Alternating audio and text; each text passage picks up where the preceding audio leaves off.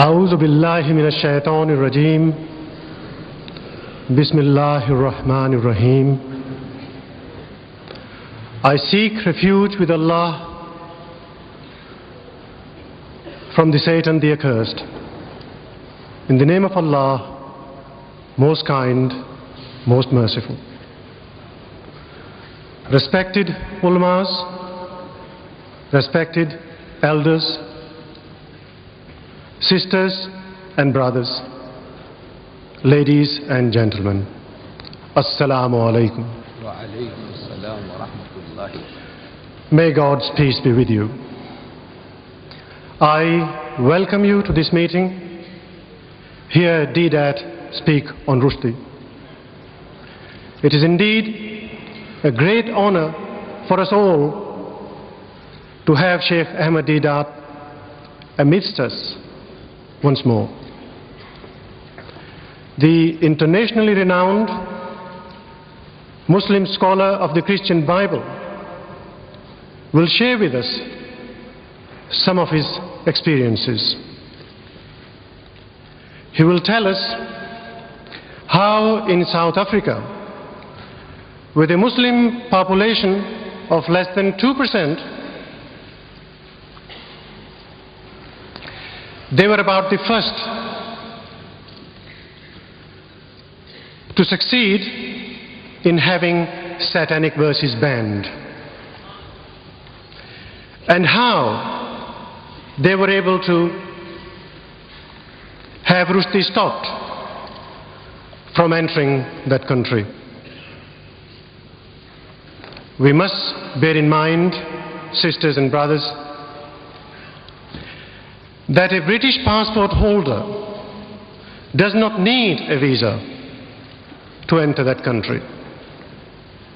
And South Africa is the country where apartheid is practiced. Ladies and gentlemen, it is also a privilege for me to introduce to you our chairman for today, Brother Sharif Malnik. Brother Malnik, alhamdulillah, embraced Islam some 10 years ago. He is a lawyer holding a Juris Doctor from the US. He is a successful international businessman and presently resides in London. Sisters and brothers, Mr. Sharif Malnik.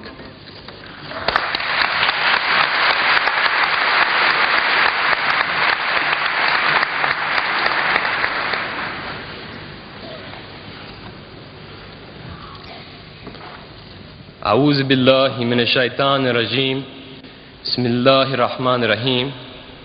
Jazakallah khair, Sheikh Deedat, Brother Shamshad, brothers and sisters, ladies and gentlemen, Assalamu alaikum wa rahmatullahi wa barakatuh. Wa alaikum assalam wa rahmatullahi. Before I introduce the honorable and distinguished speaker, I have been asked to read this to you.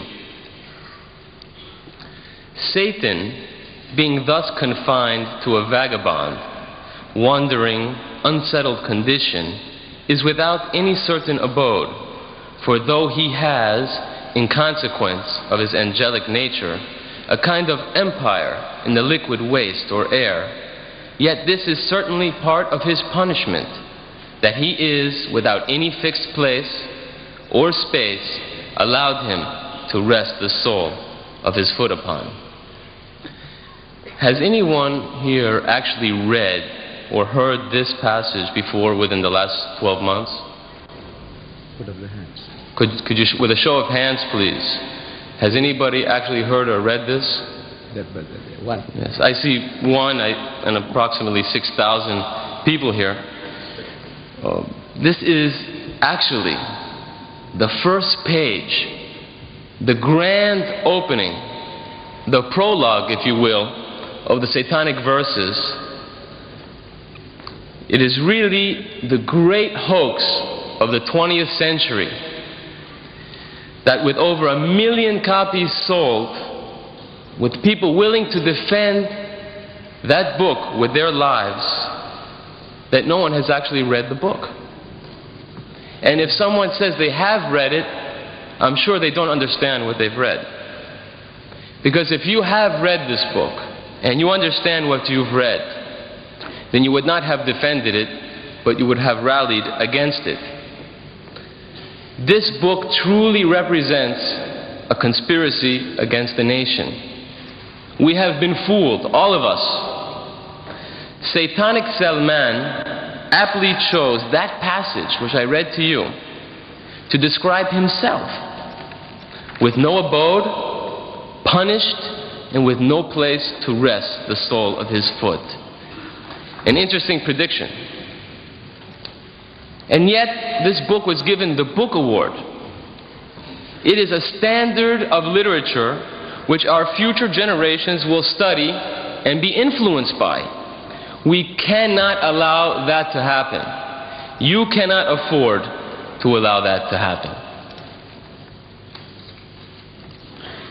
I should like to mention, as many in our audience are familiar with our most honorable speaker, you may have noticed that today's program did not begin with a recitation from the Holy Quran. This is most unusual for our prolific speaker, as you are probably aware if you have seen any of the 65 videotapes produced by Sheikh Deedat and his organization, the Islamic Propagation Center International. The Holy Quran will not be recited today because the speaker shall deal with the actual contents of the Satanic verses. I say the actual contents because I'm sure that you don't know what this obscene book contains, and you have proved it here today, one hand in 6,000.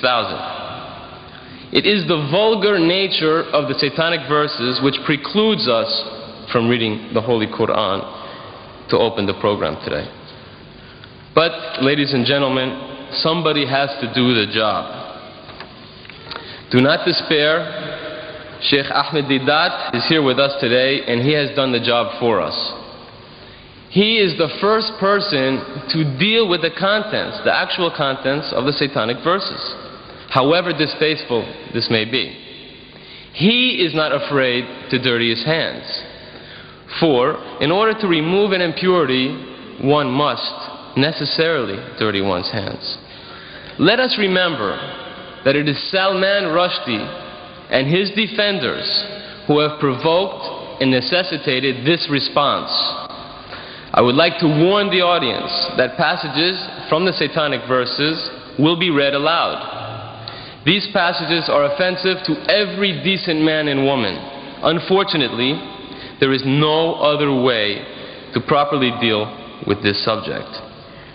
So I would suggest that we have 2 minutes. If there are any persons here who are prudish, or if there are any children here, I would suggest that they take this opportunity to leave the hall. You have been warned also in the advertisements that this is not for prudish men or women. It is necessary to lay out a few ground rules under which we shall operate today. We ask, or rather insist, that you remain calm and orderly. Do not attempt to break the stage security perimeter. At the end of the lecture, members of the audience are invited to ask questions related to the topic. Allow the speaker his uninterrupted time to speak, and then you may participate in the discussion by asking your questions at the appropriate time. I have no doubt that many who are present here today are genuinely seeking truth. Let our behavior today confirm that. It is my great privilege and honor to introduce a world-renowned Muslim scholar of the Christian Bible and comparative religions, director of the Islamic Propagation Center International in Durban, South Africa, the author of dozens of books, a great lecturer and debater who has debated with Jimmy Swaggart, the United States evangelist, Professor Clark, Dr. Robert Douglas of the Zwimmer Institute, and so on and so on. His credentials are too numerous to list here. Ladies and gentlemen, brothers and sisters, respected elders, may I present Sheikh Ahmed Deedat.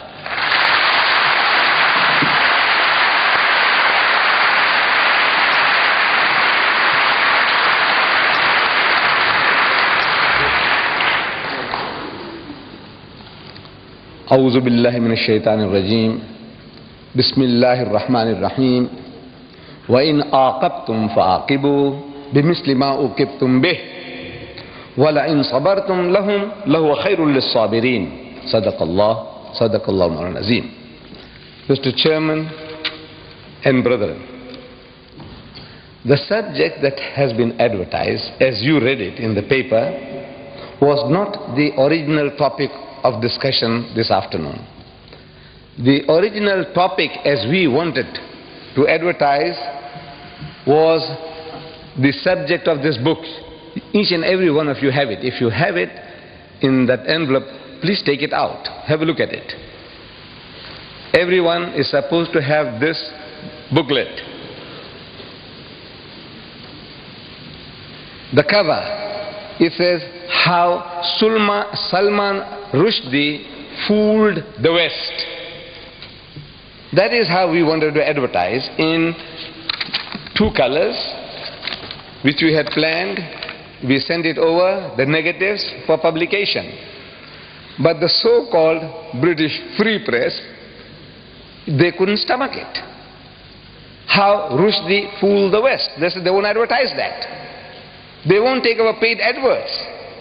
Believe me, I am talking about your great country, which stands for freedom of speech and expression. For who? Not for everybody, for certain selected groups. This innocent advertisement, how Rushdie fooled the West, they couldn't stomach that. So we had to change it for their benefit to say, a challenge to the giants of the British literary world. These giants, the so-called giants, who are standing in support of Rushdie, I have been reading their statements. They said, never mind what he says, we support Rushdie. Never mind what he says. He is a god. He is their god today. Whatever he says, we support him.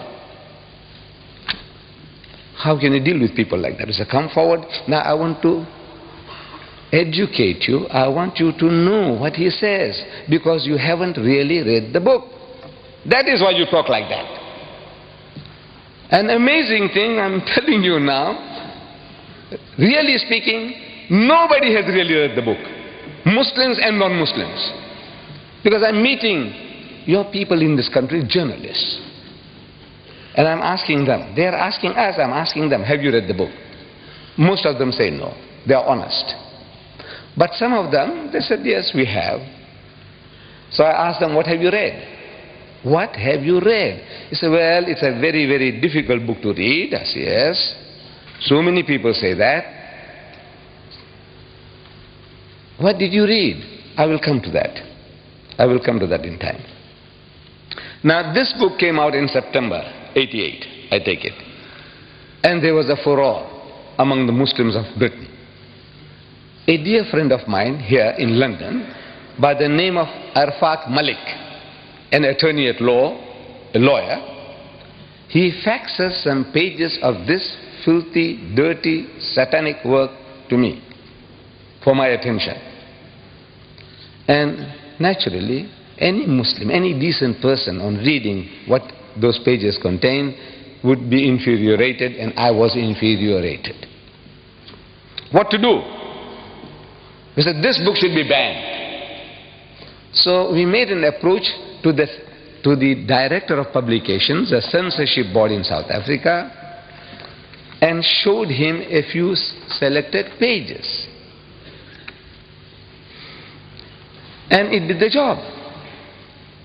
It did the job. In a country where we are less than 2%, we have no vote, no voice. One white man can buy the whole lot of us out, lock, stock and barrel. One white man. That's what we are worth. And yet we were able to perform a miracle. We beat most Muslim countries to the draw, except for India was the first. I feel that There will be hardly anybody who can contradict me that we were the second nation in the world to have the book banned. South Africa, the land of apartheid, the polecat of the world did it. How was it done? These selected pages, we take them over to the director and say, sir, have a look at this. The Satanic verses, page 461. You don't have to worry. This book is an instruction book, is an instruction manual. When you read it, some of the pages and things that you miss out, you'll find them here. This is an instruction manual for you all. He reads, nigger eat white man shit. Nigger. You know who he's talking about? The Africans. He eat white man shit. You know this word shit. It was so difficult for me to use here, in this very hall. There was a debate and I wanted to use this word and I skirted around and around, beating around the bush, and I couldn't come to it. I couldn't say the word shit. But now I have to say shit because I have to quote him. I said, now you know, human dung, you know, cow dung. What the hell? Therefore you were warned. You were warned. This is, look, please, if you are hypersensitive, don't come.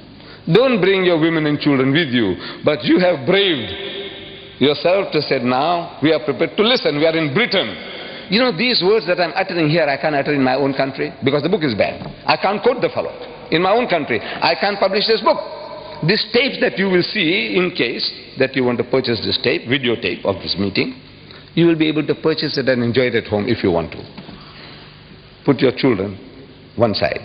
Put them to sleep when you see this. But in my country, I can't do anything. I can't touch the tape. I can't touch the book. This is your privilege. You see, you have that freedom of speech and expression. I say, well, you enjoy. So, nigger eat white man shit. So the censor reacts. He says, this is racist. He is a racist himself. But he said, this is rank racism. You know, how will the Africans react to this? This book is telling them that they enjoy eating white man shit. Because he has an afterthought, who? Satanic Salman. And on page 529 he says, black shit is bad. So for this brown Britisher, white shit is good, acceptable, but not black shit. Our censor says, look, this should be banned. We say, boss. You say, boss. We say, boss. That's his language. You say, boss. This is your privilege. He says, you know, boss, sir, master. He is coming to South Africa to promote his book. He says, no, we can't have him. He says, boss, this is your privilege. So the book is banned and he was banned from coming to South Africa.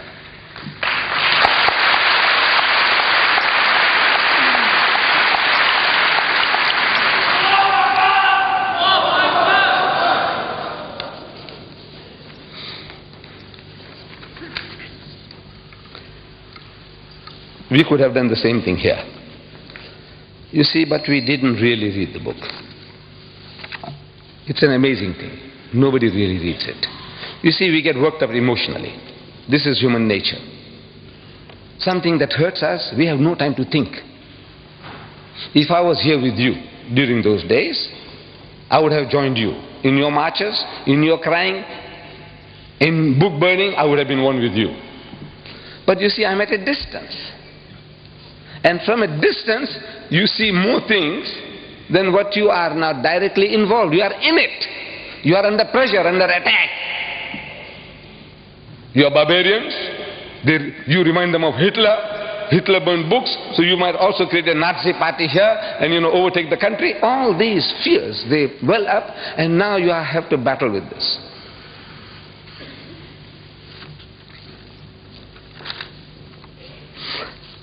Now I am qualified to speak on this for a number of reasons. Number one, you see, I am an elder brother of yours. To some of you, I'm an uncle. Some of you can call me grandpa. I'm an old man. number one. Number two, I have read the book. Nobody can say, well, look, did you read the book? And say, no, but you know, this is what people say from here. Say, no, I read the book. Number two. Number three, I'm one of you. You see, to everybody, I'm a South African. But if I tell you that I carry a document with me, a British passport, 63-year-old passport, you believe it? There would hardly be a single senior citizen in Britain who would be having a British passport 63-year-old. If you open it, you'll see my picture when I was 9-year-old, what I looked like then. And I cherish it. Well, by God, I cherish it because of that picture more than anything else. But now I value it. I'm a Britisher by birth and by holding a British passport.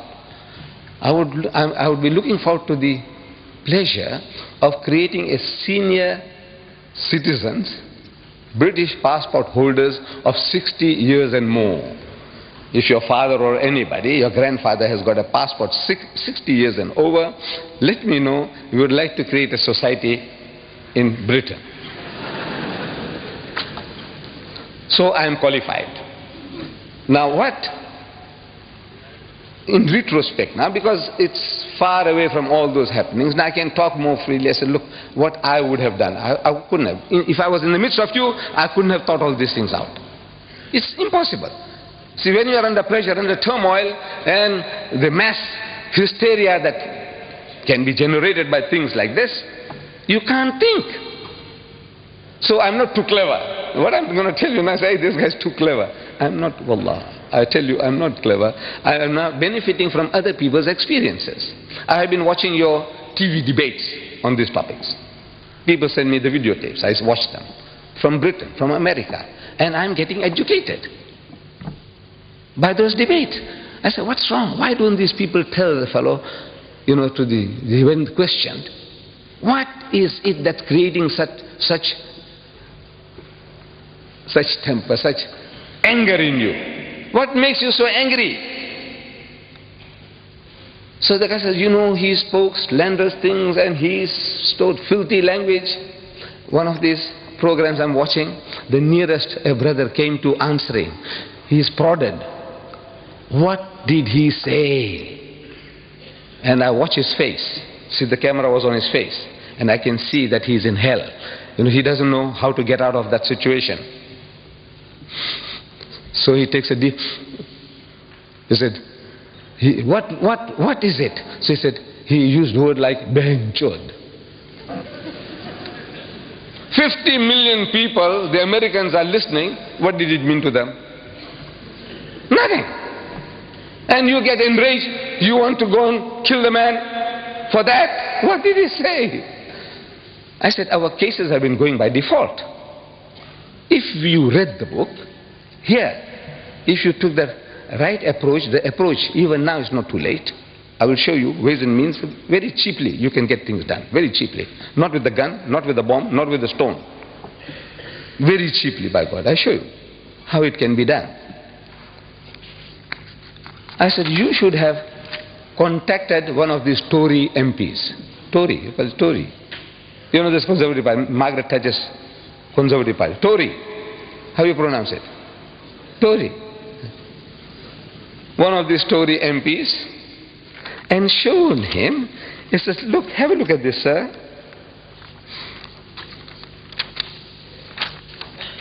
Our Iron Lady, our Prime Minister, this fellow Rushdie, show him the page, open the page, page 269. He calls our Maggie torture. Torture, not Thatcher, torture. One sentence, one word sentence, torture, full stop. Then he calls her Maggie the bitch. You know that? He is calling our Prime Minister Maggie the bitch, and he got away with it. Then on page 80 of his book, he says the British. I don't know how I'm going to say this.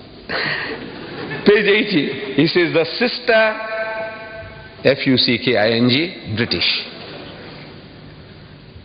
You see, he's thinking in Gujarati or Hindi. He's born in Bombay. He wants to use the word that our representative used on the TV, Behin Chod. No, he's thinking in that language and he translates it, but not at that stage. When he uses that word, no translation. Sister fucking British. This is what he's telling them. You fuck your own sisters. British, whether you are Pakistani British or English British or Sikh British or Jamaican British, you fuck your own sisters. You take that? You take that? I said, tell it this to the MP. Look at this, sir. And this guy on page 169, I'll come to it later in detail, he has sex with the Queen. He even cohabits with the Queen. I will come to that. I tell you, immediately the book would have been banned. Immediately. No arguments. But you were crying about yourself. You know, he saw my mother, he saw my fathers, our spiritual fathers, our Sahabas, he did this, he did that. It's a good luck to you. You are a people, you know, you have been a challenge to us for over 1,000 years. You conquered once Christian lands, never to be retaken. The whole of North Africa was Christian. Whole of North Africa, Egypt, Morocco, Algeria, Libya, the whole lot was Christian. The whole of the Middle East, Syria, Palestine, what you call Lebanon, all this was Christian. You came and ruled Spain for 800 years. You knocked at the gates of Vienna. You have it a challenge. And even now, when you are down and out in the gutter, even now you tell the guy, he says, look, sir, don't drink. Drinking is bad. Gambling is bad. No dating, no dancing, no courting. Don't eat the pig. Don't you? Wala taqulu salasa. Don't say Trinity. Look, you are a thorn in his side.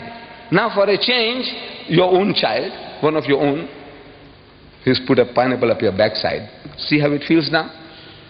He's getting sadistic pleasures. He's getting pleasures in our pain. You cry, you wail, you burn books, you march, he's happy. He's getting a subtle revenge on you through your own.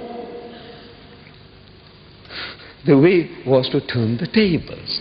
Bas, I don't know how you address them. I don't know how you address them here. I would say, Bas, Pakka Saheb, look what this guy is saying about you. Not about me, my mother. About you, your mother, your sister, your wife, your daughter. You show him and you see how he reacts. Some fellows tell me that the British are insensitive. They are insensitive. They have grown a thick skin. You can tell them what you like. You can swear them as you like. They don't react. I said, don't take a chance. You're making a mistake. He is highly sensitive. But his sensitivity is selective. Where it affects him, I will give you illustration, examples.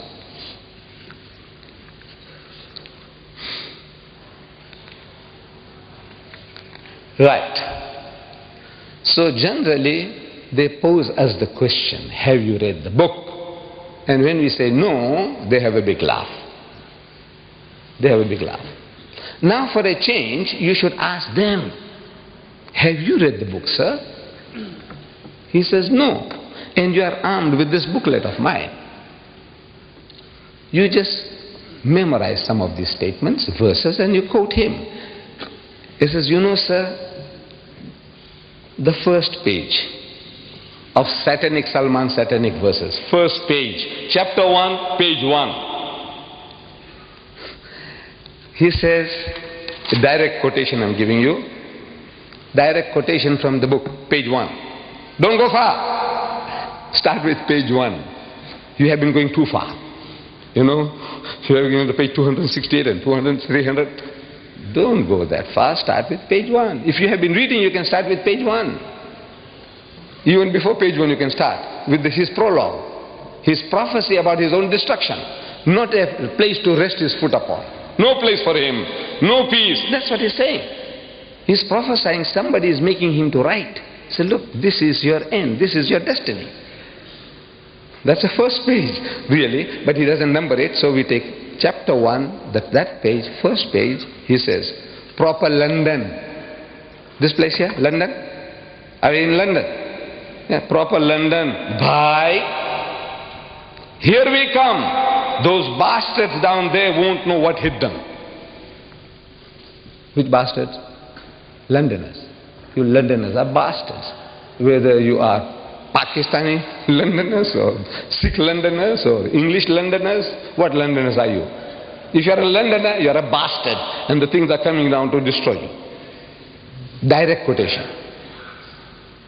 Now, how does he feel? He said, look, he's calling us all bastards. You accept that? If it came from you as a Pakistani or as an Arab, the guy will punch you on the jaw. You know that? But this is a son-in-law. He married your sister, your daughter, a British girl. So you have to take it from him. No? You see, we people from the East, we seem to respect our son-in-laws, our brother-in-laws more than our own children. You know that? Because he is my son-in-law, my daughter's happiness is at stake. He is my brother-in-law, my sister's. This is our mentality. Is that the English mentality too? I don't know. But they have some special feeling towards this Satanic Salman. So he starts with bastard, very mild. But I said, wait a little till he gets warmed up. Let him get warmed up. That's first page that was. He uses on that first page 16 Hindi words. 16, 1-6. For which he gives you no meaning. And you lap it up. I'm talking about the English now.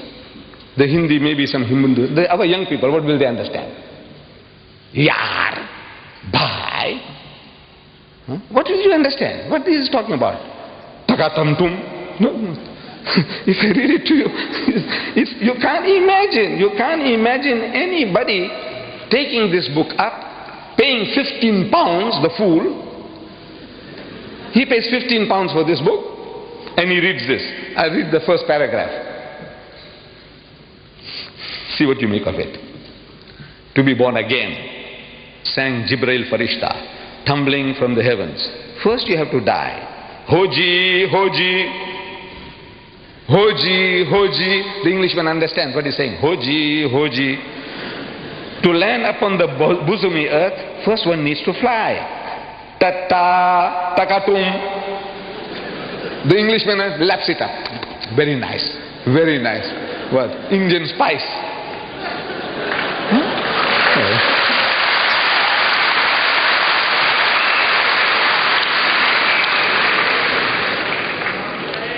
Still the paragraph is not finished. How to ever smile again? At first you won't cry. How to win the darling's love? Mister, without a sigh. Baba, if you want to get born again, just before dawn, one's winter's morning, New Year's Day, or thereabouts, two real, full-grown, living men fell from a great height, 29,002 feet, towards the English Channel, without benefit of parachutes or wings, out of a clear sky. And this is a masterpiece of the English language. Yes, for which gets a Booker Award. He gets a Booker Award for that. And it carries on 16 words. And by the time I finish up, I said, you know, this guy here, he spattered the whole book. Over 100 different exotic Indian words.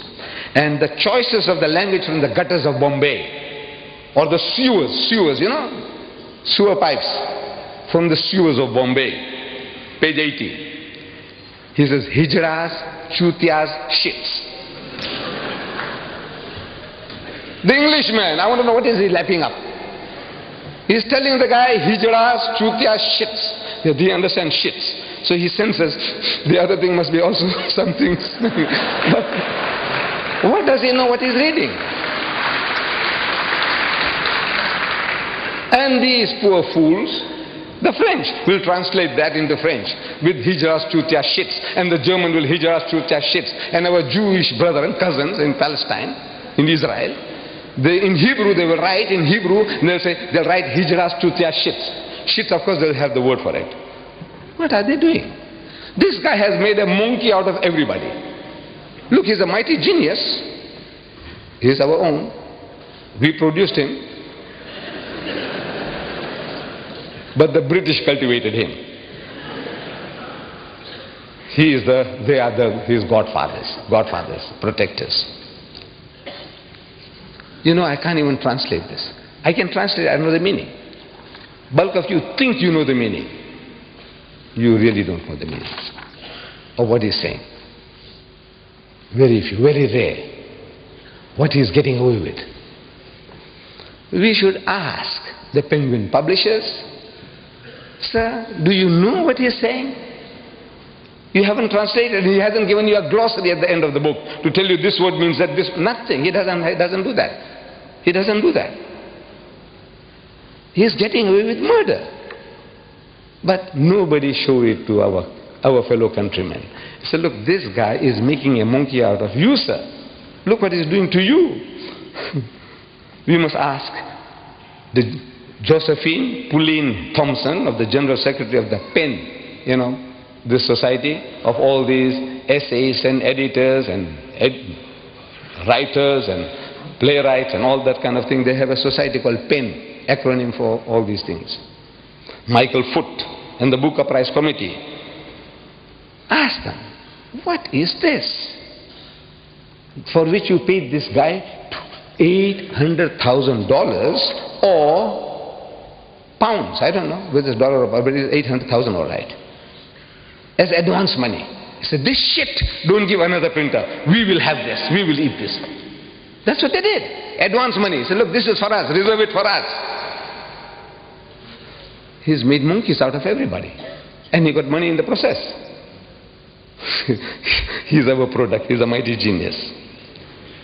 Now, if you say that the British are insensitive, I say, no, you're wrong. They're not insensitive. I'm reading in my country, call for ban in our local newspaper. It's a dateline from London. The news comes from London into our newspaper there. Call for banning a person. Furious British MPs. I'm reading. You will find this on page 9 in your book. Don't take it out now. Leave it now. Leave it now. Furious British MPs have called for American actor Mickey Rourke, R-O-U-R-K, Rourke, to be banned from Britain. Harry Greenway, Conservative MP for Ealing North, said, I hope the British government will never allow this man to set foot on our shores. Never allow this man, this American, originating from Ireland. His grandfathers or great-grandfathers had migrated to America. He's an actor. And they won't allow him to come into Britain. Ban him from coming to Britain. I'm shocked beyond belief, he said. Greenway says, I'm shocked beyond belief. The MPs were particularly incensed by his use of a 4-letter word. Because that guy used a 4-letter word, Mickey Rourke, to describe Mrs. Margaret Thatcher's policies. That's all. Not for her, not describing Margaret Thatcher, but her policies. He used a 4-letter word. You know what the 4-letter word is. Anybody don't know, put up your hand. You don't know what the 4-letter word is. You all know, thank God. For a 4-letter word, they're so incensed, they won't allow him to land in Britain. But Rushdie does one better than that. He uses the same 4-letter word, for which the Mickey Rourke can't come to Britain, but he improves upon Rourke by making it active. That guy said F-U-C-K, he ends it by I-N-G, ing. The first word gets stuck in the throat of the British, and the second one goes down, slips down easily, because he makes it ing, fucking policies. Can you imagine? No, double standards. No, no, they didn't know. He uses 4 in half a paragraph. He uses that word 4 times to describe Margaret Thatcher's policies. Listen. Oh, full stop. That's a sentence. Master of speech. No, no, no, it is. Look, the shorter the sentence, look, they tell us, in language writing, if you can, full stop. That's a masterpiece. It is. If you know about writing, you'll agree. Says, no, that's a master. Full stop. She's radical, all right. Talking about Margaret Thatcher. She's radical, all right. What she can fucking achieve is literally ... I'm only quoting direct quotation. Direct quotation. I'm not going to add any words of my own. Because I told you in my book here, it's unexpurgated. I don't interfere, I don't improve, I don't try to add or delete or soften, nothing. These quotations are unexpurgated as they are in his book. You can check it up. And if you find that I'm pulling a fast one on you, every mistake you take out, £100 for you. He said, no, he didn't say that. He didn't say that. £100 at a time. Find out. Any typographical error will be accepted. But a misquotation, £100 for you, for every mistake you find. Check it up with his Satanic verses. Is literally ... from fucking Surrey and Hampshire ... Nobody has ever tried to replace a whole fucking class before ... No, when I say ... it's there in the book ... 3 dots. ... This country, your Britain, that's stuffed full of fucking old corpses. Page 270. 4 fuckings in half a paragraph. And the British accept it. You know why? Because they don't know. You didn't educate them. You didn't show it to them. This is what I want you to do. This little booklet. Any guy who talks to you says, "Boss, sir, come and have a cup of tea with me. Look, sir, what does he say? How does he speak?" About us, about our people. And you say he's got the freedom of speech and expression, unlimited, absolute. Is it absolute? He can swear anybody's mother. He can swear you. Ask him, is it right? Ask him. Ask them. But they don't know. By God, they don't know. These authors, these so-called giants of British literature, they don't know. They haven't read the book. He uses that word 52 times in this book. 52 times. F-U-C-K-I-N-G. 52 times. Open page 11 now. That book of mine. Open page 11. Page 11. You must have the book with you. We made it that every seat that one would take will have a book there. Page 11. You have a look there. Every letter of the alphabet. 52 times he's used that filthy, dirty word. 52 times. One for each week of the year. He didn't miss that. One for every week if you take it up. Kalma padho uska. One for every week. 52 weeks in a year. One for every week. Starting with A, and the A. And the A, you see it there. Fucking A. Full stop. Page 245. And carries on. Allies. Americans. Argentina. And the B. Beatles. Bedpan. And the C. And the C. Class. And again. Creep. Clowns. Commandos. You got the pages there. Look, check it up. If one statement is false, £100 for you. You can mint money without costing you anything. Next page, page 12. You see, and the diff, and the F, and the D. What a thing, what a thing. You want me to go through it? You want me to go through with this? Huh? And he wins a Booker Award. He gets $800,000 advance money for this. Literary masterpiece. No, you read it. What can I say? I'm forced to say, fucked up the English language. The bastard.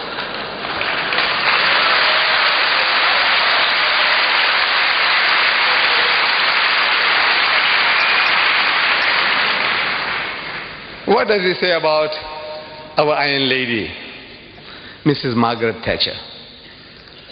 You know, I don't know why. My wife, she is not educated. She is not educated. But she has a special liking for Mrs. Thatcher. When Mrs. Thatcher appears on the TV screen, all stations close, all stop, all work stops. She must listen to her. You know, maybe it's her militancy, her forcefulness, the clarity of her expressions. She is very clear. She loves Mrs. Thatcher. My daughter, she loves Mrs. Thatcher. They don't understand her policies. Look, you might want to question me. Please don't question me about her policy. I don't understand myself. But I also admire her. You know, the way she speaks, I like that lady. On page 269, he says, this torture, Maggie the bitch. Maggie the bitch. I'm asking, is that right? To call the leader of your nation a bitch. You call her torture? Maybe Mrs. Thatcher can take it. You know, she's so big, she's so great. What is the dogs barking? Let them bark. Call her a bitch? Maybe she can take that too. But I'm asking, the feelings of her dear son, Mark. You tell him that you are a son of a bitch. Because if mother is a bitch,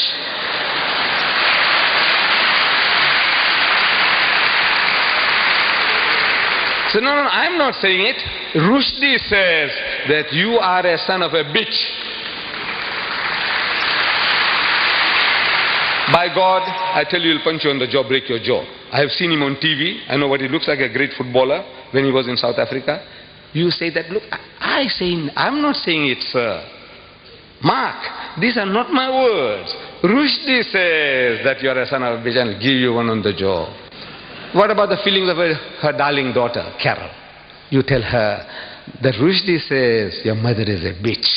How would she react? I ask you. No feelings? You have no feelings. They have no feelings? What are they made of? Stones? No, they are human just like you and us. By God, I tell you, they will react. I didn't hear. Iron Lady, she's Iron Lady. I said she can take it. But now, what does Islam say to that? What does Islam say? Allah tells us in the Holy Quran, do not defame nor be sarcastic to each other. وَلَا تَنَابَذُوا بِالْأَلْقَابِ. Nor call each other by offensive nicknames. This is our teaching. Don't call people by offensive nicknames. Iron Lady, maybe it's an honor. You say, look, you know, she's tough and strong. You know, she can do more than a dozen men's job. She's great. She takes it as a compliment. Torture, is that a compliment? We know it's not. He's distorting Thatcher to torture. Allah says in the Holy Quran, where? In Surah Hujurat. Where do you find Hujurat? In the book, in the Quran. How do you find Hujurat? I said, look, if you have this book, you must have it. You live in this country without this book? I don't know what I can tell you. This book here by Abdullah Yusuf Ali, this translation, at the back of it has a very comprehensive index. Somebody gives you a reference, Hujurat, and the H, look for Hujurat. It will tell you chapter 49. 49 is easy to find because every page is numbered. Every page is numbered. Once you find 49, I say ayah number, verse number 11, easy to find. So you read the وَلَا تَنَابَذُوا بِالْأَلْقَابِ. And do not call people by offensive nicknames. Teaching you. Or another place, under slander. Don't slander. Give you references. Don't backbite. Gives you references. What do you want to know? Anything you want to know, everything here is on your fingertips. And this is your privilege to have this for £5. Almost 2,000 pages for £5. There are fools who are paying £15 for 547 pages. The Satanic Salmans, Satanic verses, 547 pages, thick, these are thick pages, cheap paper. They are out to mint money. The cover is beautiful. The cover, as you see, is very beautiful. It is beautiful. You know, I mean the coloring, the production is good. But it's only a paper, piece of paper. This is hardcover, solid, gold written. This is paper, but however, it looks very nice. 547 pages of filth, rubbish for 15 pounds. This 2,000 pages, 5 pounds. 2,000. This is Fletcher Bible paper. But most of you, I know you haven't got it. You haven't got this book. You have to arm yourself. They are available outside. We made it easy for you. Don't go start hunting for this book. You won't find it at Foyles. If Foyles had it, they'll charge you 50 pounds. Make it impossible for you to buy. 5 pounds outside here is highly subsidized. Get it. For yourself, for your neighbor, for your employer, as a wedding present, as a birthday present. There's no better gift you can give to your family, friends, and even to your employers, even the non-Muslim. 5 pounds, 5 pounds, 5 pounds. Take them, one at a time, 2, 4, 5, 10, take them. Keep them. Maybe you might not be able to repeat it. 5 pounds for 2,000 pages. This is 15 pounds for 547 pages. This filth and rubbish.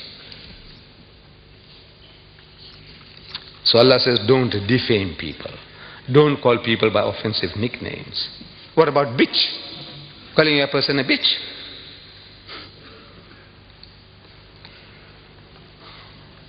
You besmirch the name of a fair lady in these terms, that she is a zania, bitch is a zania. Other words, softer words, they call them tat, they call them call girls, call them hookers, whore, harlot. This guy, he calls her a bitch. In the house of Islam, anybody making such an attack upon anybody's personality, he must produce 4 witnesses. So-and-so is a bitch, produce 4 witnesses, eyewitnesses. And after having given their evidence, under cross-examination, if one of them fails, only one out of 4, one fails, everybody gets 80 lashes. Everybody gets 80 lashes each. If one guy fails in cross-examination, there is proof false, everybody gets 80 lashes. You call us barbaric. Tell him, this is barbaric. We want to protect your mothers, your sisters, your wives and your daughters from any kind of besmirching of their character. And you call us barbaric. We are barbaric. You are civilized. Everybody's mother, sister, daughter, wife, you can call them bitches, whores, harlots, what else? Hookers, tats. What else? What is this? What have you come to? You civilized people, cultured people. 80 lashes each. He does not even leave our queen, her majesty, the defender of faith. She is the defender of faith. Our queen, my queen, as a British subject. My queen. He has sex with her. Listen to this spicy piece. We should read to the British. Look, this is what he says. He doesn't even spare our queen. Chamcha. I'm quoting, direct quotation. Chamcha, that's him. If you read the whole book, then you know he plays different roles. Like Dr. Jekyll and Mr. Hyde. He goes as Jibril Farishta, that's him. Chamcha is him. But in both cases, he's like Mr. Hyde. You saw Dr. Jekyll and Mr. Hyde, he's Hyde all the time. But he makes people to say words. Chamcha. He makes one of his characters say, Chamcha. He found himself dreaming of the queen, of making tender love to the monarch. She was the body of Britain. Who? The queen. She was the body of Britain, the avatar of the state. She is the avatar, the spirit of the state. And he had chosen her, joined with her. He joined with her. In holy matrimony? In what? He joined with her. She was his beloved, the moon of his delight. Page 169. What is he saying? He joined with her. You might find some of these clever Alex, who come along and say, look man, you are exaggerating. You don't know what you're talking about. Join could mean in prayer. They'll all pray together. Hallelujah, hallelujah, hallelujah. I said, please, please, please. You see, every book is its own best commentary. Every book. You ask any Christian, he will tell you that the Bible is its own best commentary. I will say the Quran is its own best commentary. And by extension, the Satanic verses is its own best commentary. The book itself, if it can reveal the secret to you, you don't have to look for it outside. The meaning, you don't look for it outside. Let's see how he uses his word joined in another place to tell you what he means. In case you misunderstood, you're so dense or such a pervert, you want to exonerate anything he says because he's your God. Whatever he says, you say, no, I support him. So if you want to support him, now listen now. He says, I'm quoting, direct quote, page 479. Wild donkeys, fucking wearily and dropping dead, still conjoined. Joined, conjoined. What did he say? What did he do to the queen? What did he do to our queen? You take it? You accept it? You are not inferior. You don't feel hurt? There's something wrong with you. If you live in a country, you must be loyal to that country. Otherwise, get out. If a country is worth living in, it is worth dying for. Otherwise, get out. You have to be loyal to your rulers. This guy here, what he does to our queen, and you don't feel enraged. There's something wrong with you. There's something wrong with the British. Tell him so. There's something wrong with you, boss. I think what has happened to you? Cry with him. Cry for him. Cry. Make him to cry. Cry with him. Don't cry about yourself. Cry for him. What this guy has done to him. His benefactor, his godfathers and his godmothers. What he's doing to them.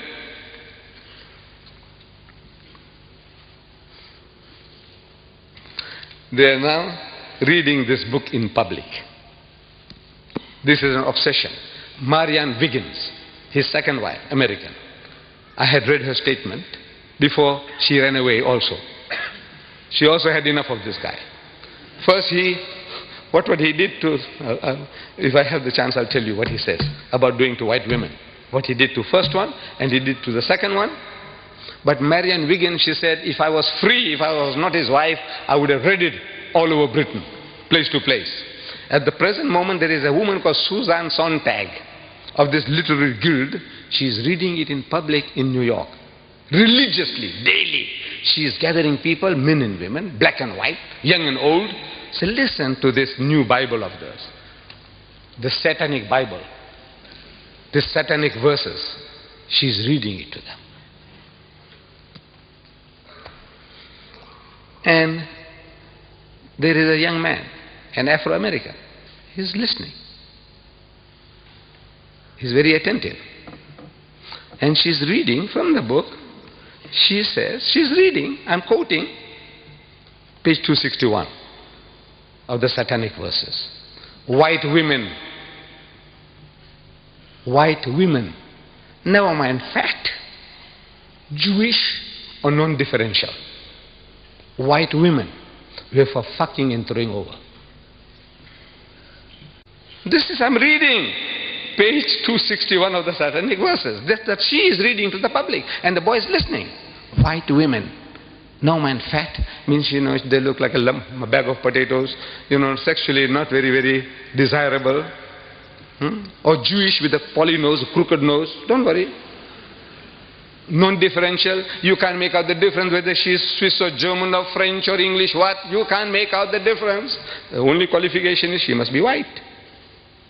If she is white, they are away for and throwing away.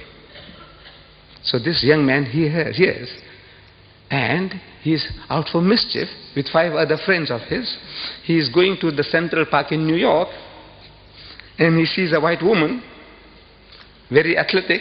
She's doing jogging. She wants to keep herself fit and trim. So they see her and it triggers the fellow off. This is it, man.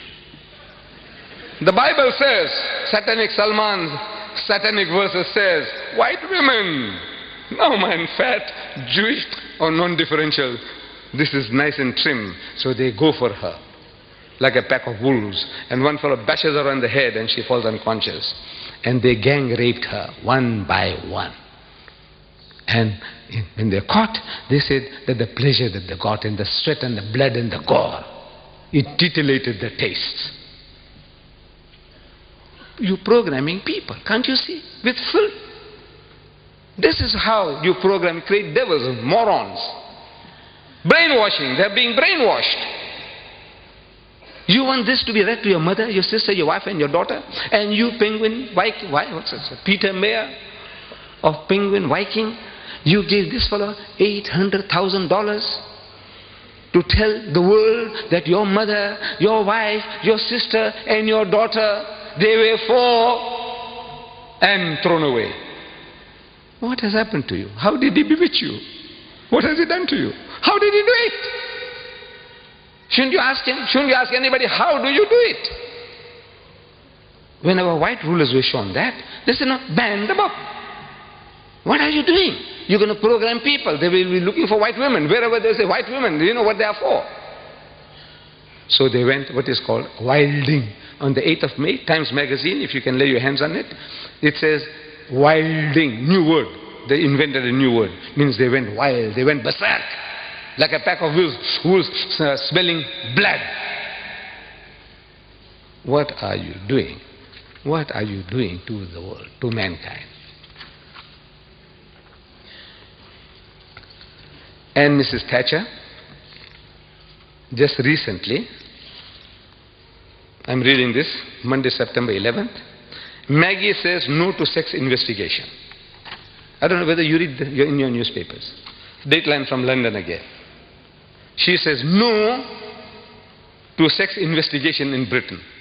There is a society or a body, says Mrs. Thatcher has said no to plans for the biggest ever investigation into the sexual habits of Britons. They want to know the preferences of the British men and women in sex. This is no. Maggie says no, you shall not do that. I admire her for that. By God, I admire her. She's Muslim. She's Muslim-like. Maybe she's reading the Quran.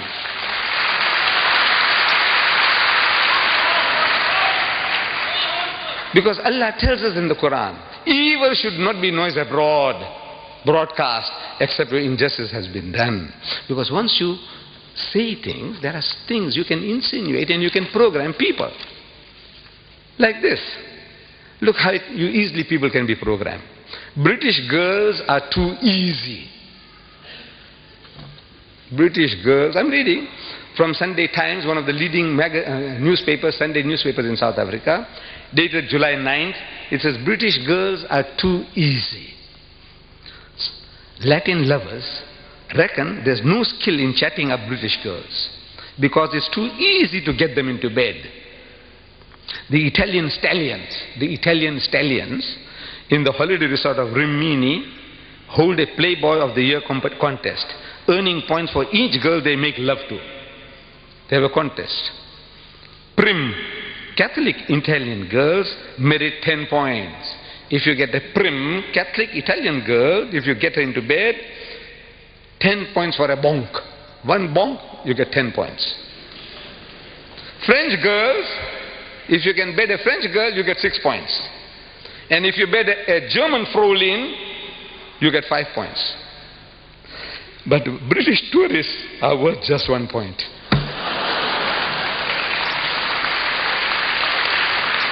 What are you doing? Your daughters, your sisters, when they go overseas, every guy says, man, this is the easiest meat. What you doing? Even if they're not, now everybody is making approaches. Like a bitch in season. That every British girl is like a bitch in season. Anybody comes, anything goes. This is what the guys are saying. You want to have a sex survey here? Here, September 16, 1989, The Economist, your news magazine, The Economist, says a woman was raped on a London tube. You know, your underground. She was raped. So they carried out a survey And a survey showed that only 24% of women thought the tube safe during the day, during the daytime. Only 24% of women thought the tube safe during the daytime, and only 1% at night. You know what they're telling you? This is semantics, playing with words. They're telling you that 99% of your mothers and your sisters and your daughters are terrified at night. 99%. But they say only 1% feel safe. Instead of saying 99% feel unsafe. The masters of language. This is how they do it. You want the world to know? You want to take statistics? Dr. Kinsey, the American, he did it. The Life of the American Female. The Life of the American Female by Dr. Kinsey. I read it. I read it. But I will not allow my wife to read. Fortunately, she can't. But I will not definitely allow my daughter to read. Why? Because by reading that stuff, it's going to pollute their minds. It'll give them filthy, dirty ideas which they could never have imagined. I can't give you details because it might create the same problems. I will not share it with you, what I read. Dr. Kinsey's Life of the American Female. If you read it, it's the same. The British female is the same. The French female is the same. The German female is the same. On the average, it will be the same. Gives you ideas. Filthy, dirty things. Mrs. Margaret Thatcher is wise. She says, no, you shall not do it. I take off my hat to her. By God, she's acting as a Muslim. This is Islam. These things you don't do. And even what they call, this is royal gossip, that even British rags won't publish. Look, they have certain standards. You know, rags, British rags, these rotten papers, filthy, dirty newspaper, they talk about all the filth and the dirt, pornographic thing. And bigger headline, not even Britain's notorious gutter press. You have a gutter press here?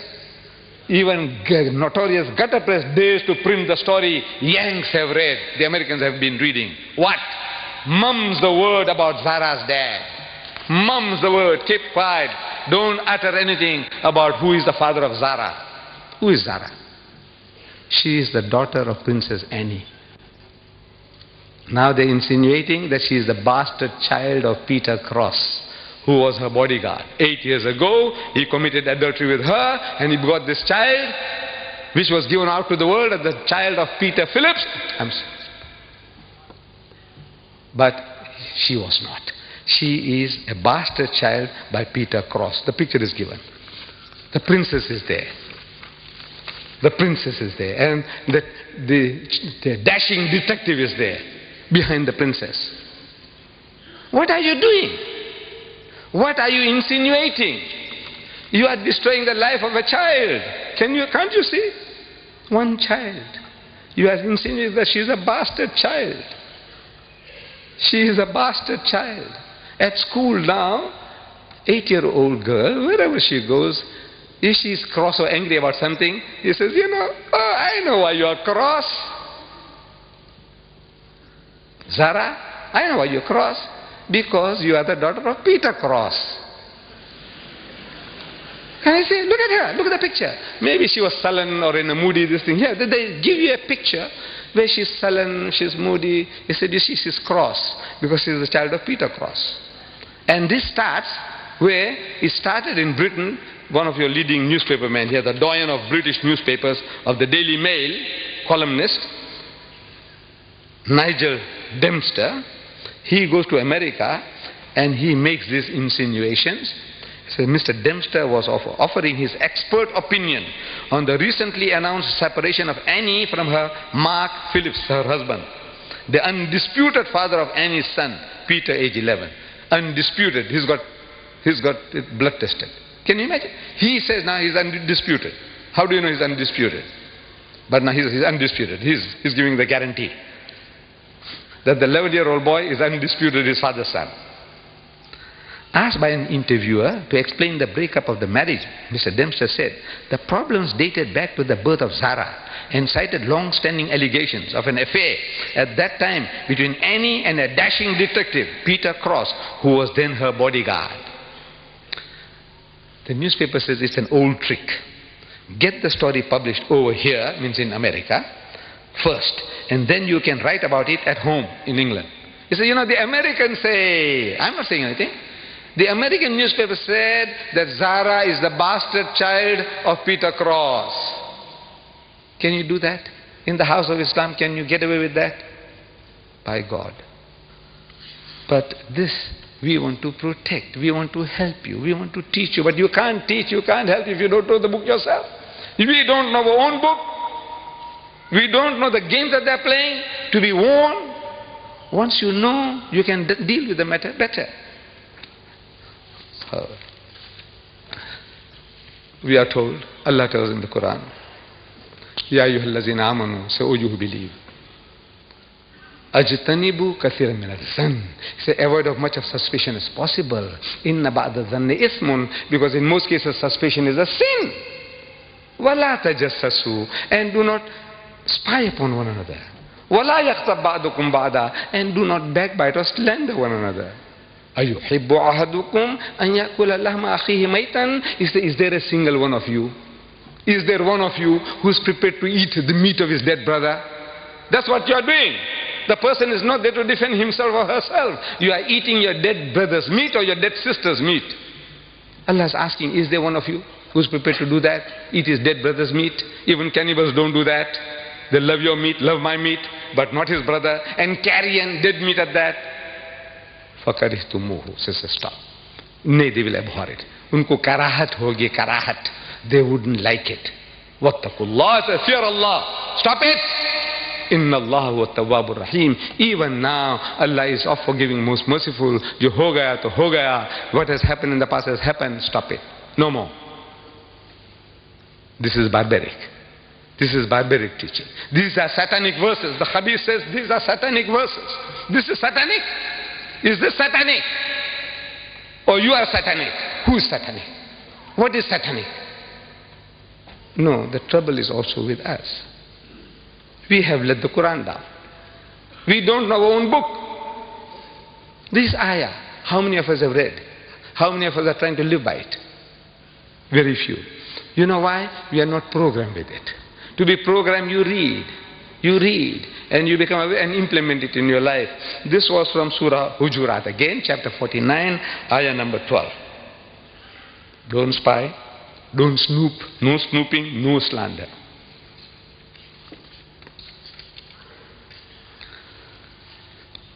This guy, he spares nobody. He spares nobody. There's some type of sickness. I think there's a special word for it. A man who hates everybody, anybody, everybody. Even himself. If you read, he hates even himself. There's something sickness. He is a case for a psychiatrist. But he is an evil genius for writing. And there are conspirators at work. Conspirators, people are conspiring for this. They want this to be done. They want this guy to do. They gave him advance money beforehand. So come on, man, write this book. It's a grand idea that now you can slaughter the Muslims with filth. I said he spares nobody. Even my Hindu cousins. My ancestors were Hindus. I come from Bombay, India. My ancestors were Gujarati Hindus. I'm thanking Rajiv Gandhi. We all Muslims, we must thank Rajiv Gandhi for banning the book. But I'm telling him in my little booklet, I says, Rajiv, you have done yourself a great favor. I will not attribute motives to him. Oh, you know, he wants to curry favor with the Muslim voters. No, no, no, don't do that. If a man has done a good deed, acknowledge it. Rajiv, I thank you for what you have done. Thank you very much.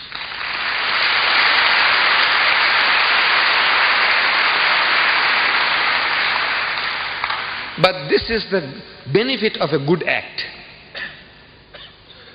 If you do something good, the benefits, the rewards are so much greater. You are actually helping yourself.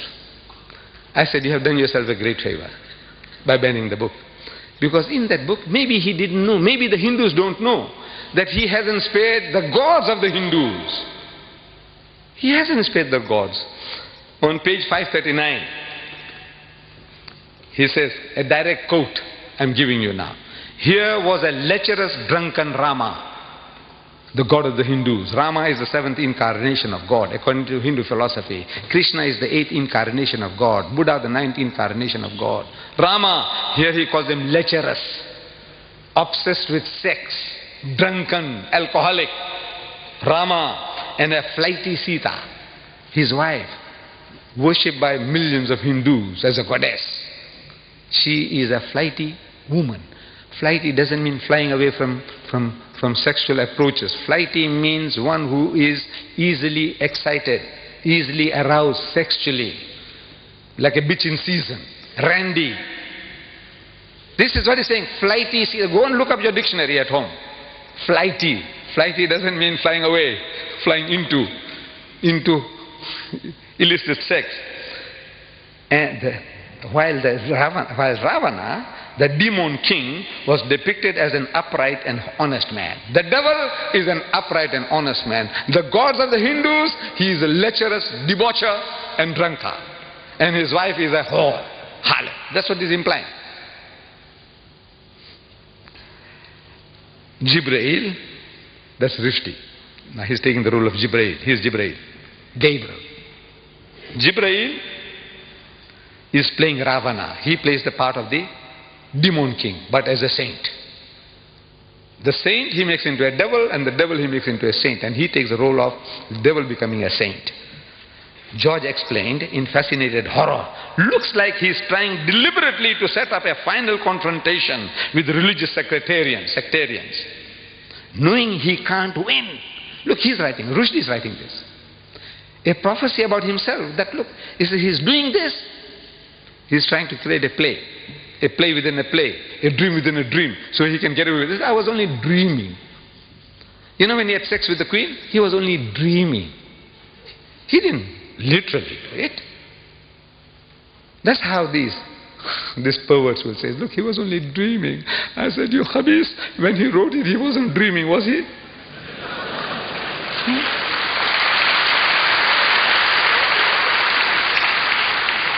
So it's a dream within a dream. So he said, look, it was a dream. This guy dreamed and that other one dreamed later to other dreams. He says, a final confrontation with the sectarians, knowing he can't win, that hell he'll be broken to bits. Page 539. That he will be broken to bits.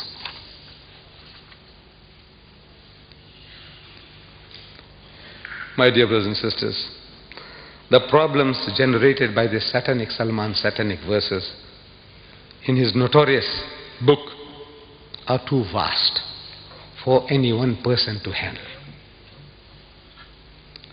Please, let me conclude that if such are the priests, these are the priests, the prophets of these atheist and agnostic people, these are their gods.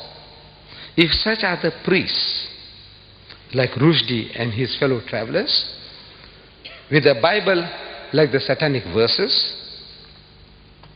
God bless the congregation. And if such is the generation congregation, then God bless our queen. God save the queen.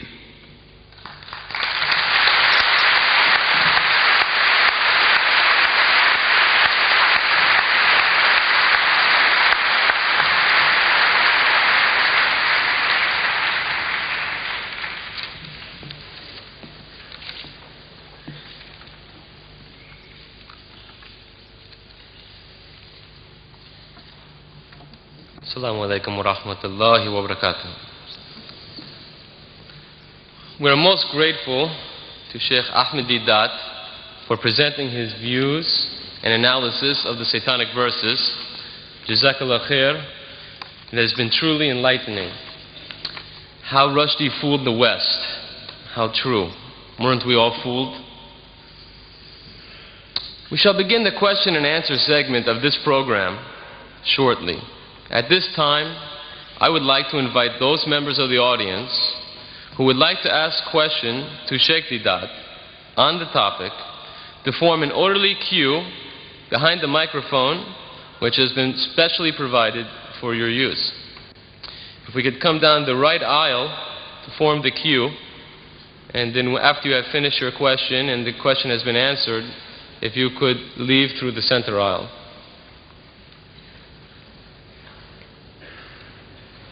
Identify themselves. They can identify themselves. While you are forming the queue, it is essential that the following guidelines be strictly adhered to, so I would like to fill you in.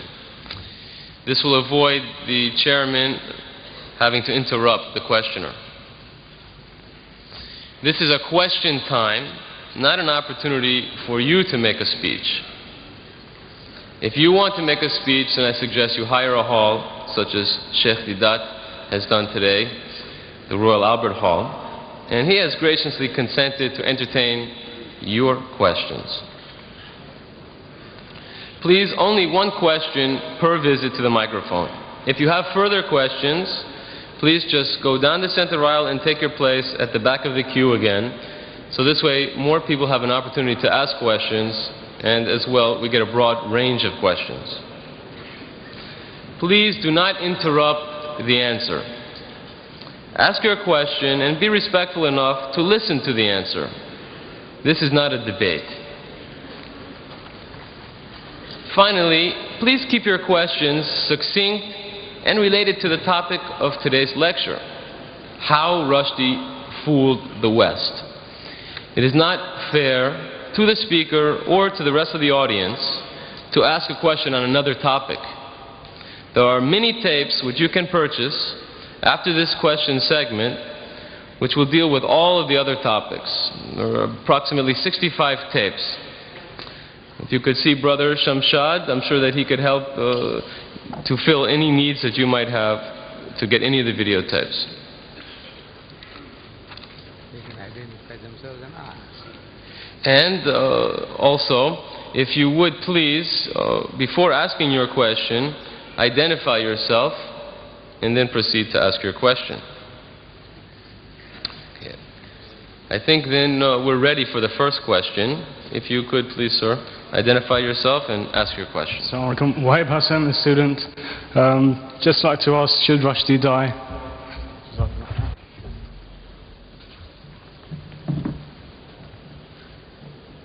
My son, are you British? Are you British? Huh? Yes. You are a Britisher. No, if you are a Britisher, you see, I said, how Rushdie fooled the West. You are one of those. And if he did to your queen, if he did to your ruler, Mrs. Thatcher, what Rushdie did, I want to know from you, what would you do? What you would do. I want to know, if you are a Britisher, if you are a loyal citizen of this country, I want to know from you, what would you be doing?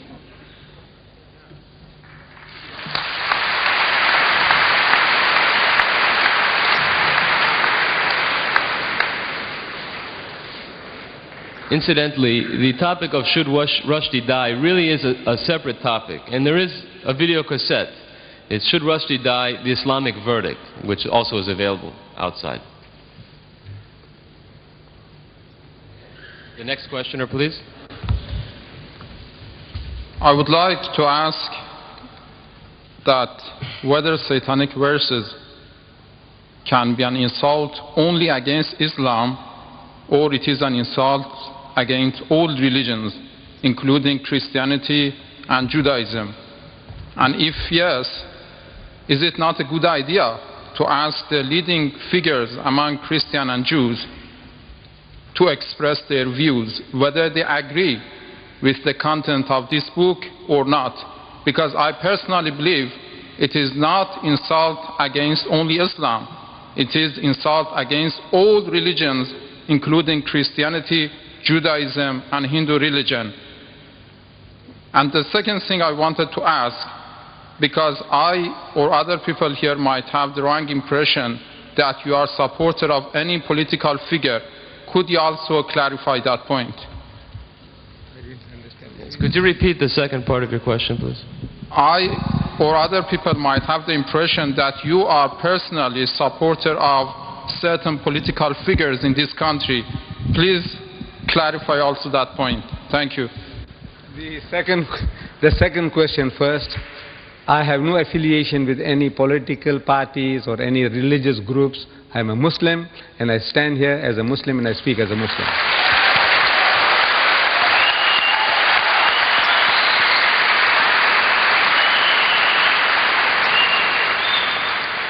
With regards to the first question, you see, when I said how he took the West, more specifically tonight, the British, for a ride. Now the British, you can't say the British are only Christians. My Muslim brothers say they are British. The Jews in this country say they are British. The atheists say they are British. So I said, look, everybody is involved.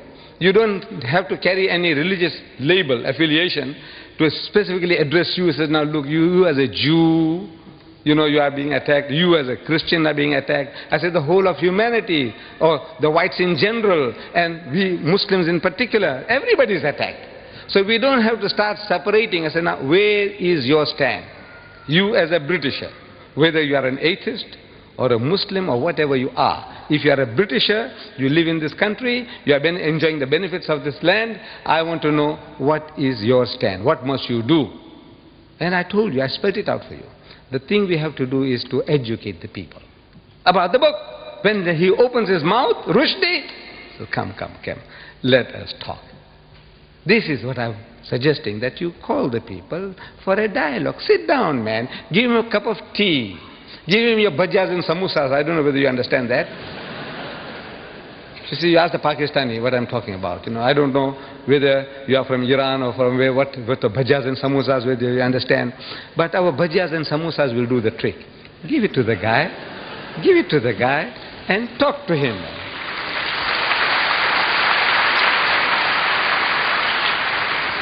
Inshallah, the job will be done. Sure. I 100% agree with what you say, and I think it's a very good idea that in rational debate it's pointed out that this book is insult against all the religion, not only Islam. The whole of humanity, the whole of humanity. Good. We have the next questioner, please. Would you identify yourself, please? Assalamu alaikum. My name is Khalil. I am British. We say Rushdie, how he pulled the West. But so far, Mr. Deedat mentioned he's a genius. To me, my judgment after what I've heard from you, he's an idiot. But countries that back him, he has been insulting to so many religions, Hindu, Christian, white, and so on. Now, for them to back the book, what would you call those people who support him to let the books go on? Me, as a Muslim, I say he should be banned from writing. Because No. he has caused... The thing is now, you educate the people in power. I said they will do the rest.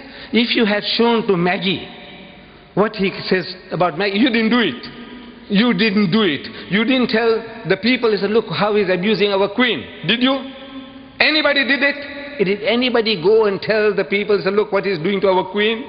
They are tolerant in this country. This is the problem. What? They are tolerant. They can accept, like we say, the Iron Lady. There isn't a Britisher you can go and tell him that he's the son of a bitch. You go and tell him and see how tolerant he is to you.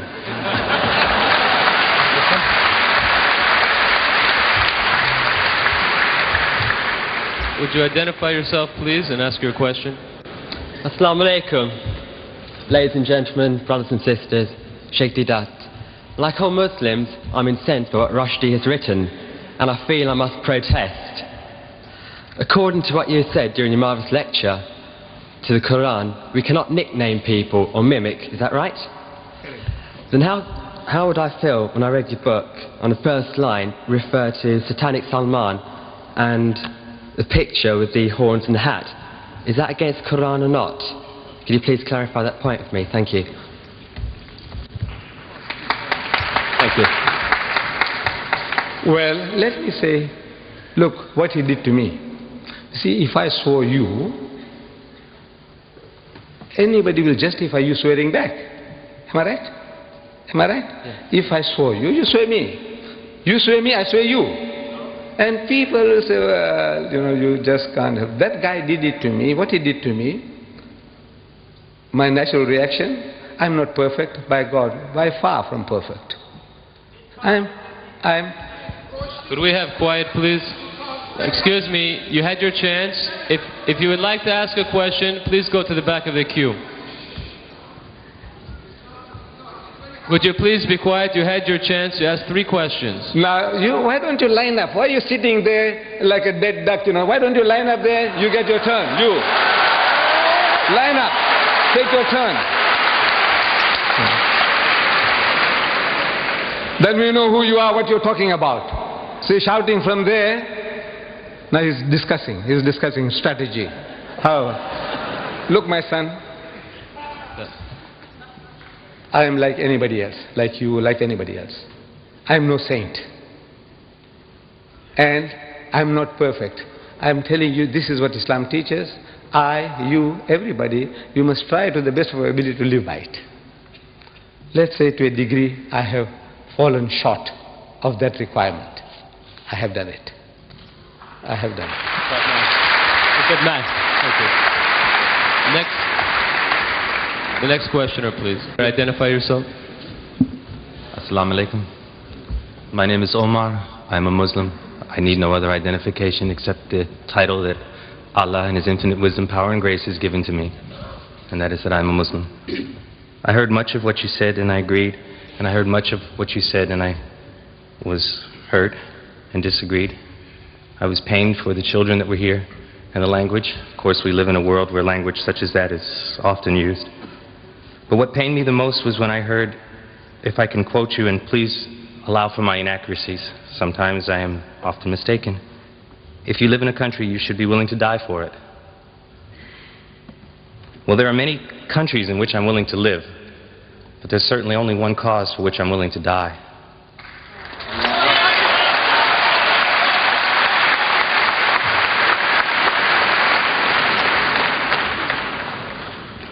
Please clarify yourself if you could. Yes. Thank you. You see, I made a statement that if a country is worth living in, it is worth dying for. I did say that. Islam teaches us that if you can't live, you can't practice your religion, you can't do things right, then you make hijrah. Allah tells in the Quran that His earth is vast. You know, for provision, He will provide for you. Make hijrah and go. Go somewhere else. You have no right to remain in a place now. If you are not allowed to practice your faith, your iman, our thing is now, if you are not in a position to practice your deen, you must get out. That is all. So, but if it's worth, I said, if it's worth living in, your country is at war and you sit at home and say, let the people die for you, for your children. I says, no, you must be prepared to defend the country against any outside attack. Right is right, wrong is wrong. But you owe certain loyalties to your country. If you are in Pakistan, you have to defend Pakistan. If you are in Saudi Arabia and there's conscription, in my country there's no conscription for the black man. But if there is, I can't help it. He said, look, if you live in this country, you have to fight for this country. Otherwise, get out. So this is the answer I can give you, my brother.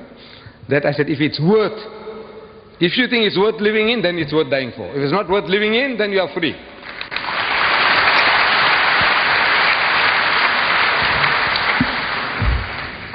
Assalamu alaikum.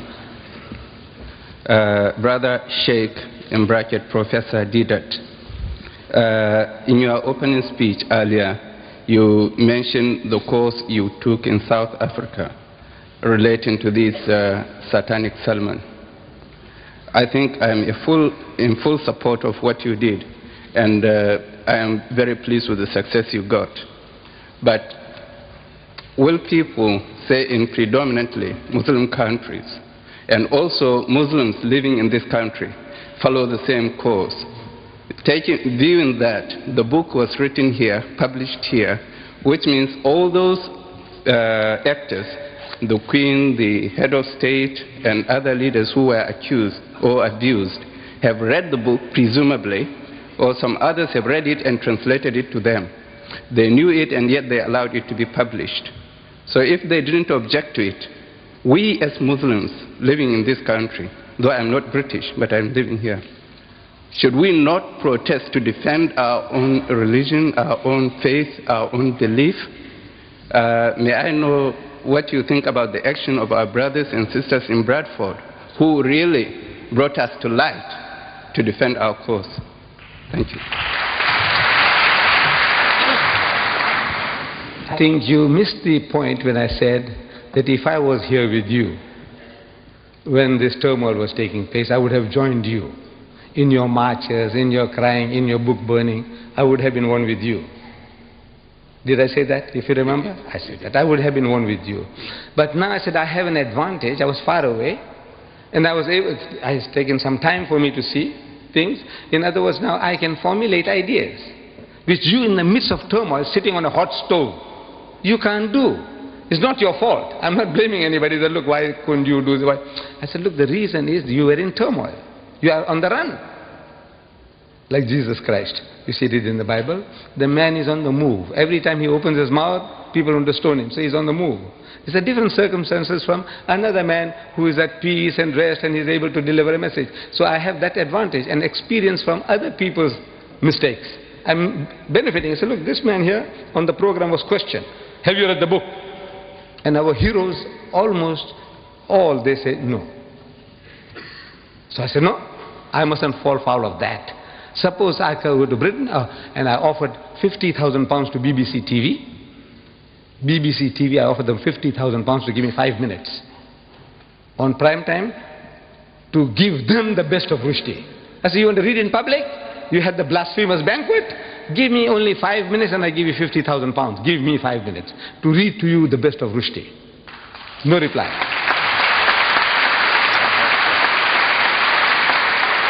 I offered ABC and PBS TV in America $50,000 for 5 minutes. Give me 5 minutes. Why I'm able to do that is I'm benefiting from my other brothers' mistakes. They made certain mistakes. I said, no, I won't do that. You know, I might just share this with you. I think Sheikh Sadi Rahmatullah Alayh, one of our great philosopher poets, he was asked, he says, where did you learn all these good manners from? Your good manners. You know, you're such a perfect man that we see, you know, well behaved. Where did you learn them from? So he said, I learned them from the unmannerly. So how can you learn manners from the unmannerly? He says, no, you see, everything I see in the other man that I feel is not right, I won't do it. So this thing you did like that, I won't do that. That mistake you did, so no, I won't do that. So I learned my good manners from the unmannerly. What do you? So I was only benefiting from other people's mistakes. That is all. Thank you very much. You are great. Next questioner, please. Could you identify yourself, please? Assalamu alaikum. I have no question, but a request. A request only to Dr. Deedat, what he is doing in this world, to be translate one share which I will research and invite everybody to come in speaker corner. Nikal kar khankaon se, Dr. Iqbal says, Maulana Lolabi Kashmiris, in Kashmir is translated in Urdu. Nikal kar khankaon se. Sir, could you ask your question? Ada kar rasm shabiri ke fakre khankai hai fakr anju wo dilgiri. Aap sab ka kaam hai nikal jaye garon se. बारकों को, मस्जिदों को, जहां कोई एक सफेद मिलता है, उसको रुश्ती की शैतानियत से आगाह करें. Please translate in English.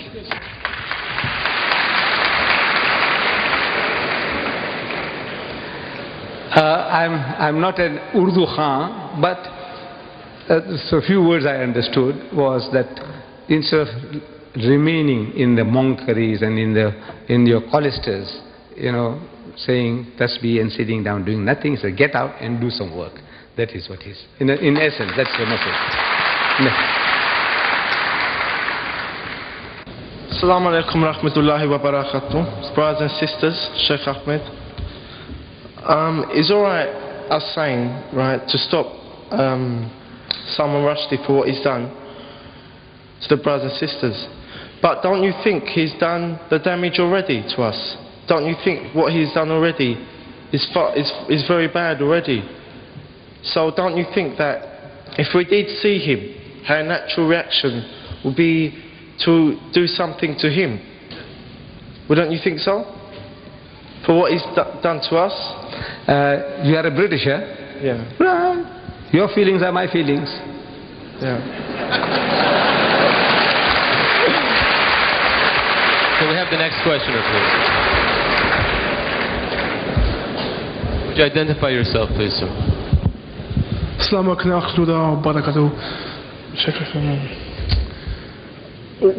After all the things that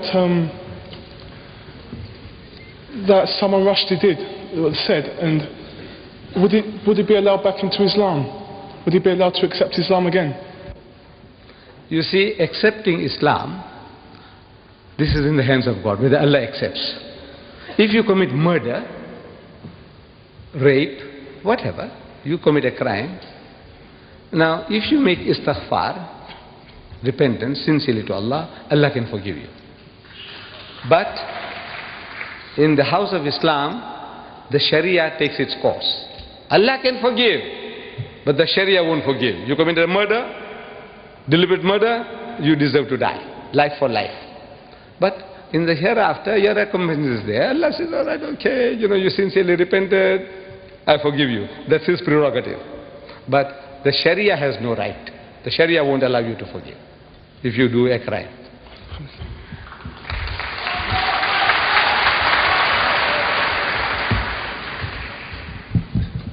Assalamu alaikum wa rahmatullah. My name is Sayyida Kirmani and I'm a British Muslim, and this question is to you, Brother Deedat. You mentioned in your course of speech the Islamic punishment for adulterers and slanderers, but you haven't mentioned the punishment which says in the Quran for the blasphemy that Rushdie committed. And as a Muslim, and as far as my knowledge goes of the Quran, your approach to Rushdie affair is in contradiction of Holy Quran. My second question is... Now that was a statement. My second question is... That was not a question, that was a statement you made. Do you agree with this? What? Do you agree with my statement? What statement did you make? What did you say? In Quran, the punishment for blasphemy against the Prophet of Allah is quite different. It's either by death or by stoning or cutting arms and legs. And that's what it says in Quran. Right, I'll answer you, my sister. We were dealing with the subject, how Rushdie fooled the West. Now, this thing I was telling you is so vast that this one person or one time you can't deal with everything. I have dealt with this problem. Now, this will be the third tape. Third tape on the same problem. Should Rushdie die? The Islamic verdict. Should he? That's the question. But now you have to get the tape. Can you tell us? Because we're all here. No. This is another lecture. You want me to deliver another lecture? No, just say No, wait. We started here at 2:30. It's 4:30 now. This will take another 2 hours. You want me to expound to you for 2 hours? Look, you can't just make statements. You have to get this tape. I'm only asking you if you agree with the Quranic punishment or you don't. I agree what the Quran says, and here we deal with it in total. 2 hours. So you agree with the Quranic punishment? How, as a Muslim, how can you disagree? That's all I want. I think that...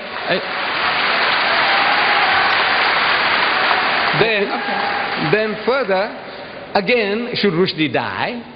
Yes. The Judeo-Christian verdict. That's a different subject. Now, at that subject, you said, look, what about Islam? I said, look, when I was talking about Islam, you said, what about... I said, look, wait a minute. You see, there are people who can make 100 different statements in 15 minutes. Unfortunately, I can't do that. You see, if I touch something, I have to explain to you the whole situation. So, the Islamic verdict, the Judeo-Christian verdict, and now you will see in the future how he fooled the West. And each and every one is separate, independent, but is doing a certain job. I think that excuse me, sister, I think that Sheikh Deedat has been very patient in answering a question that is not related to the topic. And brothers and sisters, ladies and gentlemen, I would like to ask you to please remain and contain your questions to the topic. It is unfair to ask a question on another topic which will require perhaps a couple hours of explanation. Could we have the next question, please? Assalamu alaikum. My name is Tabassum Ahmed, and I'm a Muslim Pakistani. I want to ask you, is the fatwa passed by Ayatollah Khomeini, is that justified from an Islamic point of view? I don't think you understand English, my child. Look, we have been talking about how Rushdie fooled the West. Where does Khomeini fit in? The topic. Look, if you came with the understanding, I don't know whether you understood, a challenge to the giants of the British literary world, can you stomach the best of Rushdie? There was no Khomeini, no Quran, nothing. We're not bringing it. The Quran says this, the Hadith says this, nothing. We are talking about how he fooled the West. And what you can do now is to educate the British what he has done to them. Let them do the job. Then they will do it for you. Could we have the next questioner, please? Assalamu alaikum wa rahmatullahi. Would you identify yourself, please? My name is Hajj, and I would like to ask a question to Sheikh Ahmed Deedat. He says that Rushdie has blasphemed all the humankind, all human beings. And even if he didn't spare the Queen, we know, as he says in his book, he has used some words for our Prophet sallallahu alaihi wasallam, and we know that this Prophet is even greater than the Queen, or whoever that is greater than the Queen. The Prophet is greater than you. I would like to know, Mr. Ahmed Deedat, as a Muslim, because something good went on and some books have been banned. I would like to know, as a Muslim, our point of view, what should we carry on actually to do? Because many questions, the real question that is to be asked is whether Salman Rushdie is a Muslim or he's not a Muslim. I don't think you're reading the newspapers. Look, Salman Rushdie, he says he is not a religious man. He doesn't follow any religion. That's his verdict. He is out of the pale of Islam on his own confession. Well, now what do you want to go and ask him now? What will we ask him?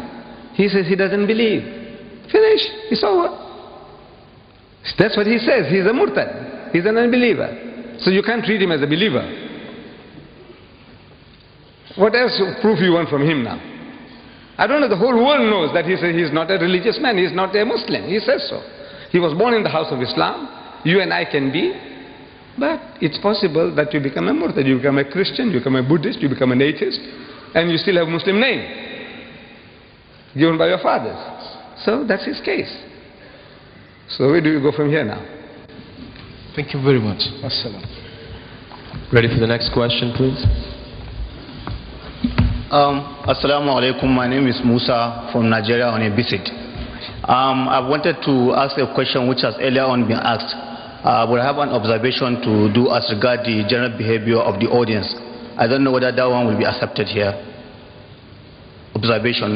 Do you have a question related to the topic, today's topic? I have a question which has already been asked and answered.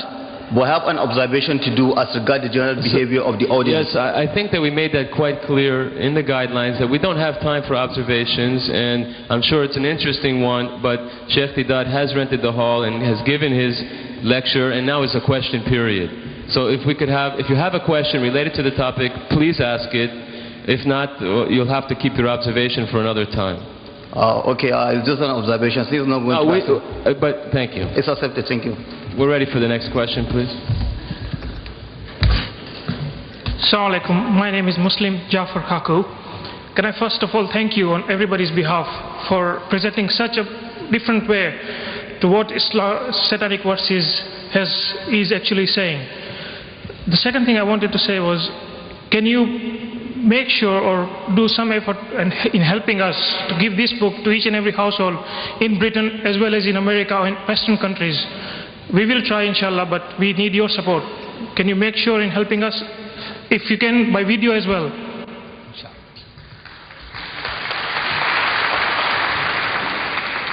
We are publishing 100,000 in Britain for free distribution, and another 100,000 in America for free distribution. I would like to see 1 million copies here and 1 million copies there. But now I'm appealing to you that don't kill the goose that lays the golden egg. See, don't kill us. What you do is, how much does this book cost each? Roughly 15 pence? Right. This costs 15 pence. buy 10, buy 100 at 15 pence each, so you don't kill us. And you give them out on your behalf. Yeah? This is what you ought to do. That way you'll be helping us immensely. Because now I'm interested in publishing the 100,000 under print. But then I said, look, I want 1 million. Look, this book should be given out in the streets, in all the cities. Give them out freely. You know, you buy them at cost price. If you can publish them yourself, cheaper, we are giving you an open order inside. We want no royalties from you. We have no copyrights. You publish it, you sell it, you distribute it free. No restrictions whatsoever. So if you want to do that, you can have that privilege as well. You can print it yourself. Maybe it'll cost you 10 pence. Yeah. Maybe it'll cost you 5 pence. Go ahead and do it. But help us that way. Spread the book. Inshallah, we'll help you. But if you can start a fund or something just to publicize this book and the videos, I'm sure you'll get a lot of response from people who want to donate to this cause. No, we don't want donation. You just buy it yourself. If you have got no time,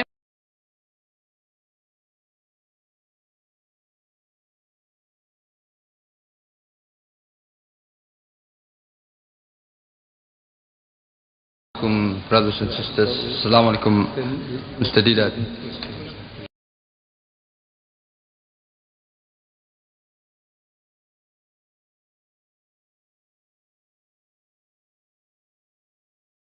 Last year, November, some Muslim scholars, Muslim ulama did contact the British government in connection with this book. So, like you did in South Africa,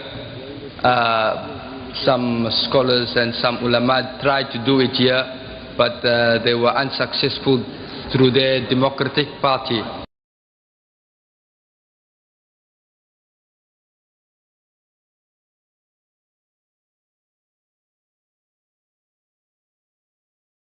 And as you have briefed us on how he has said abusive words to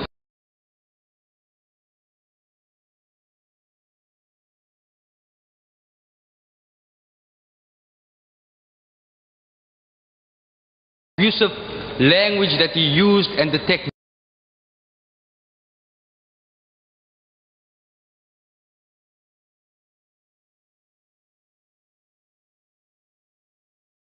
I don't know. my brother, you see, I have discovered there is a wrong policy. Our policy now is wrong. He said, you know what he called my mother? You know what you're doing? You're spreading it now. Look, the thing has spread enough, it has harmed us enough. 40 Muslims have died, women have been widowed.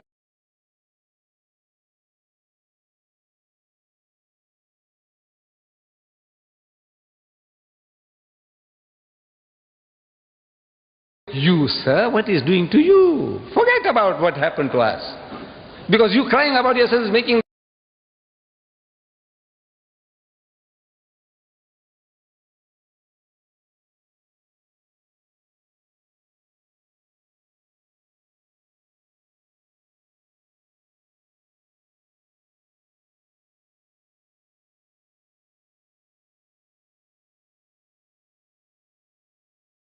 I would like to take this opportunity, of course, to thank Sheikh Ahmed Deedat for all this time that he has given us.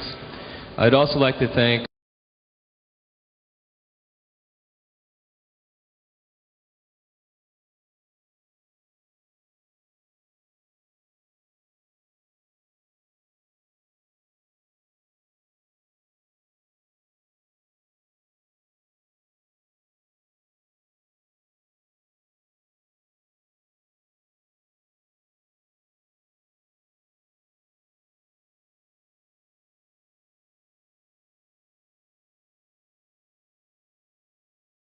we just don't have any more time to answer.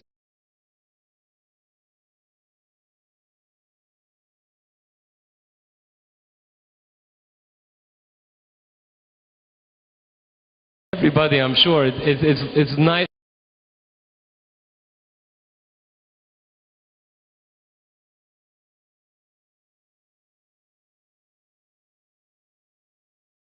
Please sit down and perhaps we'll have there will be other programs this week, and your questions perhaps will be answered at those. Yes, sir? My name is Mohammed Salim Dadabhai. I wanted to ask Ahmed Deedat.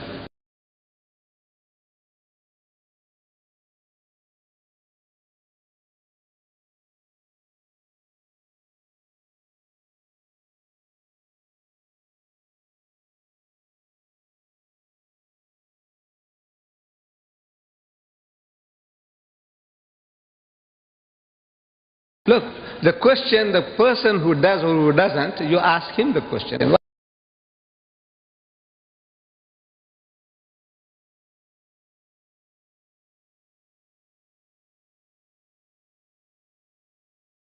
Fight against Islam in